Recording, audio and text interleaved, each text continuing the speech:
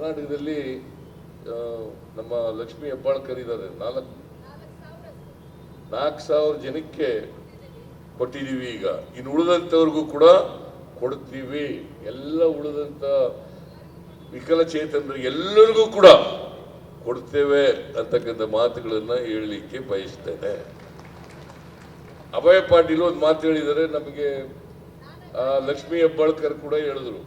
ನಾ ಬರುವಾಗ ಅದಾಯ್ತಮ್ಮ ಹೇಳ್ತೀನಿ, 7 ಗಂಟೆ ಕೂತ್ಕೊಂಡು ಸ್ವಲ್ಪ ನೀನು ನಿಮ್ಮ ಕ್ಷೇತ್ರದಲ್ಲಿ ಆಗಿರ್ತಕ್ಕಂಥದ್ದು ಅದು STP ಆಗಬೇಕು. ಆ STPಗೆ ಜಮೀನು ಅಕ್ವೈರ್ ಆಗಿದೆ.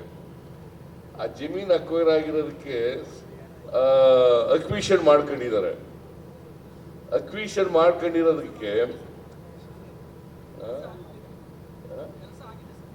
ಕೆಲಸ ಆಗಿದೆಯಪ್ಪ, ಪರಿಹಾರ ತಗೊಂಡಿಲ್ವಲ್ಲಯ್ಯ. ಇವ್ರು ದುಡ್ಡು ತಗೊಂಡಿಲ್ಲ ಅಂತಂದ್ರೆ ಇವರು ತಕರಾರು ಮಾಡ್ಕೊಂಡಿದ್ದಾರೆ. ಸರ್ಕಾರ ಪರಿಹಾರ ಹಣನ ಕೋರ್ಟ್ನಲ್ಲಿ ಡಿಪಾಸಿಟ್ ಮಾಡಿಬಿಟ್ಟಿದ್ದಾರೆ.